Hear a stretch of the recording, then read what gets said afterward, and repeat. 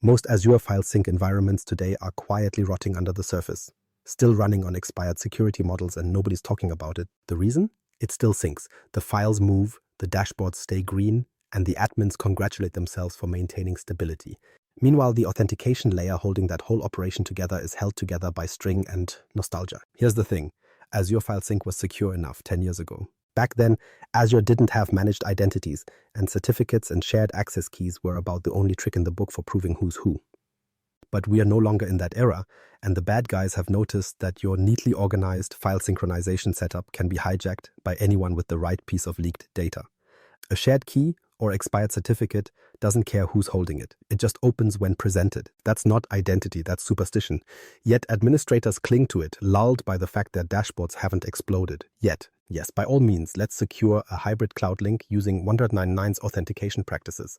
Let's pretend that static keys are a modern concept, that renewal scripts equal automation, and that the cloud magically forgives bad habits. It doesn't. Every certificate you babysit and every SAS key you rotate is an unguarded door someone else can walk through if you're unlucky. So here's what we're going to do. Dissect this antique authentication setup, expose how it sabotages your security posture, show why managed identities solve it permanently, and then walk through the migration path before your audit or attacker forces your hand. By the end, you'll know exactly how to dismantle your ticking sync bomb and replace it with authentication that belongs in this century. Why the legacy Azure File Sync model is a trap. Let's start with what you've actually built. Azure File Sync has three main actors: the storage sync service sitting in Azure, a cloud endpoint that's your Azure file share, and multiple server endpoints, Windows servers scattered across your data centers or clouds that keep local copies of files in sync. Its elegant architecture built on a tragically outdated handshake. Each time those components talk, they use two primitive authentication types. The server endpoints prove themselves to the sync service using certificates, yes, actual X, 509 files generated and stored locally. Then the sync service and servers talk to the Azure file share using shared access signatures or SAS tokens, which are basically glorified passwords embedded in URLs.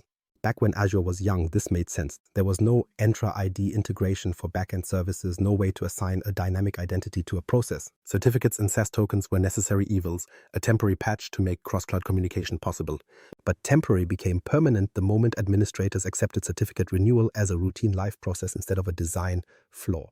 The problem is not just that these secrets expire, it's that they exist as transferable objects.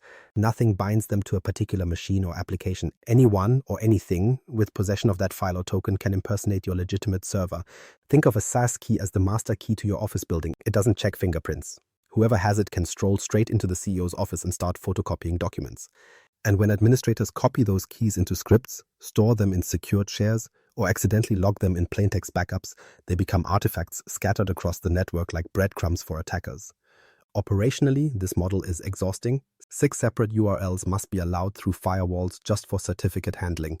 Certificates must be renewed, rotated, and traced across servers that sometimes no longer exist. There are scripts for renewals, alerts for expirations, and endless validation steps. It's a small bureaucracy of fragile tasks, all maintaining a system pretending to be secure through ritual rather than reality. The astonishing part? Many admins defend it. They treat certificate renewal ceremonies as best practice, blissfully unaware they're propping up a sandcastle against a digital tide. The logic goes, if it hasn't been hacked yet, it must be fine. No, it's not fine, it's merely untested. Each synced file is another vote of confidence in an authentication model designed before zero trust was even a phrase. This legacy approach is a trap precisely because it hides instability behind apparent functionality. Everything works until the day one SS token leaks or one certificate renewal fails, and the whole synchronized world grinds to a compromised halt. You're not maintaining best practice. You're maintaining a liability disguised as uptime. The security fallout, but it still works syndrome. There's a fascinating psychological flaw in IT administration known as security inertia. It's the quiet refusal to fix something because from the outside, nothing appears broken. The sync is up, the jobs succeed, and the last ticket about certificate renewal was 3 months ago. So why change anything? Every lazy configuration in history has been justified by those 3 words: it still works. This is the logic that turns temporary workarounds into permanent infrastructure. You tell yourself you'll migrate later, after the quarter ends, after the budget cycle, after you retire, whenever later arrives with no immediate risk.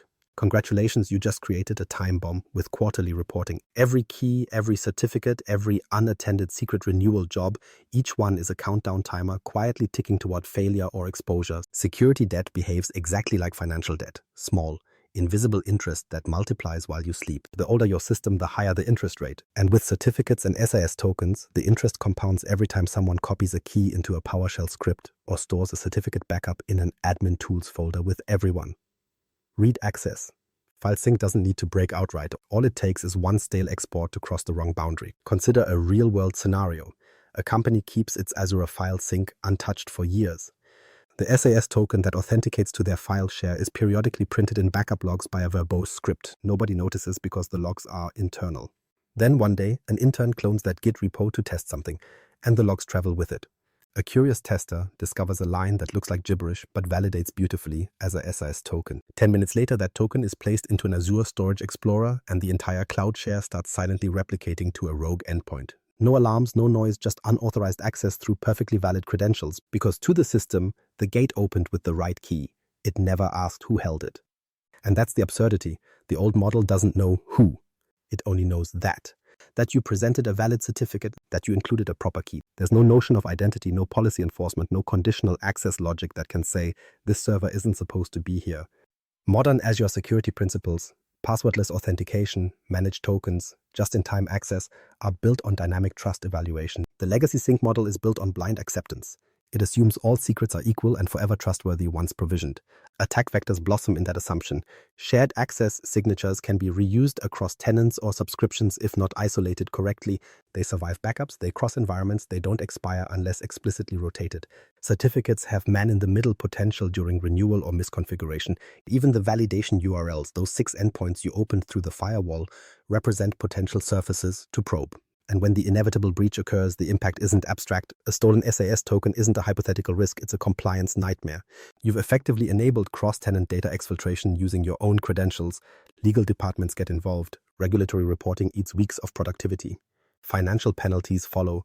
The downtime, the forensic auditing, the reputational cleanup, none of that is cheap. Your operational continuity may temporarily survive, but your organization's credibility does not. The tragic comedy, half the time, during post-incident reviews, someone mutters, "Well, it still worked fine yesterday." Exactly, that's the problem. Legacy authentication doesn't fail loudly, it fails invisibly, and it keeps failing right up until enforcement catches you. The "but it still works" defense translates to "we haven't been caught yet," and that's not strategy, it's gambling. The solution isn't to rotate faster or monitor harder, it's to stop carrying the debt. Enter managed identities. The adult supervision your file sync has been missing. Enter managed identities, the grown-up way to authenticate. A managed identity, or MI if you prefer acronyms over common sense, is what happens when Azure learns to vouch for its own resources. Instead of you babysitting secrets, Azure assigns an automatically generated Entra ID identity to the resource itself. The resource becomes a recognized citizen of your directory, authenticated, auditable, and crucially temporary in its credentials. In normal people's terms, each server gets its own passport, issued and verified by Azure, impossible to counterfeit, impossible to lend to a friend. There are 2 flavors of managed identity. A system-assigned identity is born with its host. It lives and dies with that virtual machine or Arc-connected server. A user-assigned identity floats independently, reusable across multiple resources if you prefer to manage access centrally. Both behave like proper users in Entra ID, except they never forget their passwords, never share them, and never leave them in script comments. Managed identity replaces both legs of the old sync authentication dance. First, the relationship between your server endpoint and the storage sync service, previously handled by local certificates, is now governed by Entra-issued tokens. Second, the link from storage sync service and endpoints to the Azure file share itself, once guarded by fragile SAS tokens, is also handled through MI-based, dynamically issued credentials. The servers stop pretending with certificates. They start talking like authenticated peers inside Azure's control plane. Tokens last minutes, not years. They renew automatically and revoke effortlessly. If you remove a server or disable its identity, it stops existing to the ecosystem instantly. No manual cleanup, no legacy thumbprints floating around. Picture every authentication event as a short-lived conversation instead of an eternal handshake. Each side verifies the other using live, cryptographically issued trust. No stored objects, no shared anything. That's the dream zero trust model, authorization based on proof of identity, not possession of artifacts. Now observe the housekeeping benefits. You don't have to whitelist any certificate handling URLs just to make synchronization work. You don't have to store private keys in PFX files or worry about expiration schedules. Everything you hated about the old model, those hand-maintained scripts, the alerts, the renewals, evaporates. Managed identity is Azure's way of saying, stop holding the flashlight, we've installed streetlights. From a security architecture standpoint, the shift is rational and overdue. Tokens issued by Entra are scoped, auditable, and time-limited. Revoking access is a policy change, not a data hunt. When a system-assigned identity requests a token, it does so through Azure Resource Manager, which validates its existence, its resource ID, and its right to act. That process happens within the cloud control plane itself. It never trusts local storage. So even if someone cloned the VM, they'd clone a resource without a valid identity. The keys quite literally don't transfer. And yes, you can apply your favorite paranoia layers, conditional access, logging, and role-based access control. Managed identity sits comfortably within Entra ID, meaning you can chart access events in the same console that audits users and admins. Uniform visibility, finally. Operationally, managed identity also kills the ancient ritual of manual credential rotation. Need to replace something? Delete the identity, recreate it, reassign permissions. Done. Azure handles expiration windows automatically, issuing fresh tokens on demand. This is what competent automation looks like. Simplification through immutability. Compare that to your current method. Patchwork scripts, time-stamped backups of certificates, SNS alerts for renewal reminders, and manual firewall validation. It's the difference between a self-driving car and a wagon requiring monthly wheel reattachment. The MI route doesn't just improve security, it restores sanity. And, because I know you're thinking it, no, there's no functional downgrade. File sync operates exactly as before, only the authentication model changes. In fact, new storage sync services are created with managed identity by default. The holdouts are legacy deployments built before MI integration existed. Azure is basically saying, if you're still using certificates in 2025, you're telling on yourself. The real appeal is policy unification. Once every file sync component, a storage sync service and its registered servers, uses MI, the entire chain falls inside Entra ID governance. RBAC becomes consistent, conditional access rules apply uniformly. You get event logging, lifecycle control, and instant revocation without sifting through thumbprints. So what do you lose besides insomnia? Static credentials, manual patches, and long weekends spent testing renewal scripts. What you gain is integrity by design. Each component proves itself with fresh, trusted, verifiable credentials. No possession-based guessing, no please trust this blob. Azure enforces who can talk to what through living tokens rather than dusty certificates. That's the what. Next comes the part everyone fears, the how. Because if certs and SAS keys are your lingering security debt, the migration path is your debt consolidation plan. The good news, it's not nearly as painful as you think. The bad news, you'll have no excuse left to postpone it once you see how straightforward it is. The migration playbook, turning off the time bomb. Here's where theory meets reality. You've decided you're done babysitting certificates like a digital nanny. Good, now let's disarm this thing before it explodes. Migrating Azure File Sync to managed identities isn't heroic work. It's housekeeping. And yet, most admins treat it like a heart transplant. It's not. It's more like replacing the batteries in a smoke detector before the fire starts. Step 1, know your version if your Azure File Sync agent isn't at least version 20. Stop here. Updating the agent is non-negotiable. Older builds simply don't speak the managed identity language. Think of 20 as the border checkpoint where the old certificate passport gets confiscated and the new biometric one issued. Updating every registered server ensures the environment is fluent in token-based trust before you flip the switch. Now divide your servers into 2 tribes. Tribe 1, Azure VMs. Tribe 2, everyone else, servers on premises or stranded in other clouds. Tribe 1 gets the easy route. For any Azure VM, you just enable a system-assigned managed identity directly from the VM's identity blade. Click on Save, and that VM instantly receives its own Entra identity. No downloads, no scripts, no messy key stores. You've just given that machine a birth certificate issued by Azure itself. Tribe 2, the non-Azure servers, need a bridge into Azure's control plane. Enter Azure Arc. If you've never touched Arc, it's Microsoft's quiet masterpiece, a way to extend Azure Resource Manager down into foreign territory. In practical terms, Arc lets you take a crusty on-prem Windows server and make it behave like a first-class Azure citizen. By connecting a server through Azure Arc, you grant it visibility, governance, and, you guessed it, the ability to receive a managed identity. So your homework for non-Azure machines looks like this sequence. Deploy the Azure Arc agent, register the server in Azure, enable the system-assigned managed identity, and optionally install the File Sync extension through Arc while you're there. That extension isn't mandatory if the agent's already running, but it streamlines lifecycle control later. Congratulations, you've now stretched Azure's identity fabric around hardware that was born outside it. Once every server is identity-enabled, the real magic happens inside the storage sync service. You'll open its configuration and toggle the switch for managed identity authentication. That simple action triggers an audit behind the scenes. Azure inspects every registered server, checks which ones have valid managed identities, and flags any laggards. Mixed mode technically works, some servers on certs, others on MI, but mixed mode is like dieting while eating cake. It defeats the purpose. Finish enabling identities before you continue. When you confirm the switch, Azure automatically provisions the required permissions through role-based access control. The storage sync service's own system-assigned identity gains storage account contributor, while every registered server's identity gains storage file data SMB share contributor.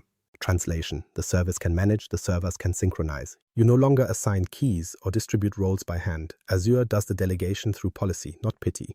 Each identity receives the exact privileges needed, nothing more. That's least privilege by default, not by wishful documentation. Now, there are potential bumps because Microsoft assumes someone will inevitably move things they shouldn't. If you migrate the storage sync service or file share to a different subscription or resource group, expect your RBAC bindings to vanish. They're scoped per container, so you'll need to re-establish them. Azure's engineers kindly provided PowerShell CMDlets for this, set as a storage sync cloud endpoint permi SSIN for cloud endpoints and set as a storage sync server endpoint permission for server endpoints. Run them in verbose mode. They'll narrate every reassignment so you can confirm nothing silently failed. It's the difference between knowing the surgery succeeded and hoping the patient's still breathing. Other contingencies fall under user error cleanup. Delete an identity, re-enable it and reapply its role. Break an Entra app link, recreate it and rerun the permission templates. You can't brick the system by experimenting. Worst case, you reissue tokens. So that's the beauty of dynamic authentication. It forgives reversible stupidity. Once all the pieces lock in, the transformation is dramatic. The nightmare choreography of certificates, SAS tokens, and whitelisted URLs simply disappears. Server registration becomes self-validating. Secrets regenerate internally. Firewalls relax because you've eliminated 6 redundant endpoints used only for certificate validation. Your entire sync operation transitions from a fragile web of human maintenance to a self-healing identity mesh under Azure's governance. Operationally, the first thing you'll notice is silence. No more rotation reminders, no expiring cert emails, no panicked tickets during renewal week. Synchronization just works, and every transaction leaves an auditable Entra ID footprint. That's not magic, it's mathematics enforced by architecture. So yes, the process takes an afternoon, maybe a day, if your fleet is large, but afterward you've effectively defused the bomb. The wires are clipped, the ticking stops, and the system now regenerates its own defenses on schedule without you lifting a finger. What used to be an administrative soap opera becomes a self-contained organism. Servers prove their existence through live identity, Azure validates instantly, and everything that follows is cryptographically verified. That's what modern security looks like. Less maintenance, more certainty. You didn't patch the old design. You replaced it with one that can't decay. And once you witness that simplicity, you'll never tolerate keys and certificates again. The time bomb isn't just neutralized, it's turned into a metronome, keeping rhythm for an environment finally running on time. After the switch, security that actually scales. Once the managed identity lights flick on across your deployment, the first thing you'll feel is the absence of noise. The sync still runs, but the usual chaos, the certificates queued for renewal, the SAS tokens buried in scripts, has vanished. It's eerie at first, like walking into a server room after moving all the racks to the cloud. The hum is gone because the headaches are gone. This is security that scales because it ceases to depend on individual diligence. Managed identities don't need you to remember, schedule, or rotate anything. Tokens are issued on demand by Entra ID, scoped to seconds, expired by the time you refill your coffee. Every access interaction now leaves a standardized queryable footprint in your audit logs. Until now, you had to piece together a trail of thumbprints, certificates, and tokens with expiration dates like lottery numbers. Now you can open Microsoft Entra's audit blade and see every operation attributed to an identity that actually belongs to something real. Your defined servers, not phantom scripts. Key-based authentication was always flat. It granted access everywhere equally and forever until someone manually revoked it. Managed identity makes permission vertical, narrow, temporary, verifiable. The result is reduced attack surface without reducing speed. You're no longer handing out skeleton keys, you're issuing single-use hotel keycards. In security terms, that's not just progress, that's evolution. For your compliance teams, this change is borderline intoxicating. No more explaining why static keys exist, no more spreadsheets listing certificates and their locations. You can prove least privilege simply by exporting the role assignments. Proof of governance moves from PDF to platform. Audit weeks shrink into hours. Operationally, you'll realize you've stopped micromanaging the plumbing. Network whitelists are cleaner, those 6 certificate validation endpoints can finally be retired. Fewer open URLs mean fewer attack vectors. And because authorization now happens entirely through Entra ID's control plane, policies like conditional access or MFA enforcement, even for service operations, work natively. Your security model becomes consistent, finally living under a single authority instead of stitched between legacy systems and human mythology. Think of the old setup as a series of bandages layered over the same wound. Each renewal just added another adhesive. Managed identity heals the tissue beneath. Credentials aren't stored, rotated, or trusted blindly. They're generated, validated, and disposed of. It's regenerative security, self-repairing, self-verifying, self-limiting. Even your operational dashboards will simplify. Instead of sifting logs across Azure Storage, Event Hub, and local server registries, every event eligible for compliance inspection now flows through a single observable pipeline. You gain centralized visibility. And the side effect? Faster troubleshooting. If a sync fails, you check identity permissions, not certificate thumbprints buried in some registry hive. Organizations resisting this shift usually cite inertia. We already automated certificate renewal. Congratulations, you automated a bad idea. Automation doesn't convert an obsolete model into a secure one. Keeping SAS tokens because it's easier is like insisting on carrying cash because you memorized your wallet layout. Modernization means embracing structural solutions, not polishing vintage problems. So after the switch, your posture isn't just safer, it's scalable. Every new server onboarded through Azure Arc automatically receives a managed identity, inherits RBAC via policy, and starts syncing without any secret distribution. It's deployment by design, not deployment by ritual. Each component authenticates dynamically, and when someone decommissions it, Azure retracts its identity instantly. The circle closes neatly, no forgotten keys jingle in the background. If before you were juggling plates, now the table rotates itself. That's the level of automation security professionals aim for. Nothing more to babysit, nothing left to leak. And because audits, compliance, and access control now come from the same identity source, scaling means multiplying trust, not complexity. When people say security that scales, this is what they should mean. The more you add, the stronger the system gets at the only sensible move. Continuing to run Azure File Sync on certificates and SAS tokens is the technology equivalent of driving with expired brakes. You'll still stop eventually, but probably against something expensive. The illusion of control relies on the fact that bad decisions take time to punish you. Managed identity removes that waiting period by embedding accountability into the system itself. It's not optional modernization, it's overdue maintenance. Every moment you stay on the legacy model, you're accruing risk interest. Each certificate renewal is another payment toward a debt that never decreases. Migration, by contrast, is a one-time settlement. Update the sync agent, enable managed identity, Arc enable the on-prem servers, validate permissions, and close the ledger for good. The whole procedure costs less effort than your last patch cycle and ends with infinite payoff. No more manual credential babysitting, no creeping exposure. And yes, resistance persists. Some will argue they've hardened their certificate storage or secured their token files. That's like padlocking a shoebox inside a bank vault while leaving the bank doors open. Managed identity doesn't secure secrets. It erases them. There's nothing to steal because there's nothing static to find. So here's the final reality check. Migration to managed identity isn't merely compliance brownie points, it's survival. As Azure evolves, identity becomes the only currency it accepts.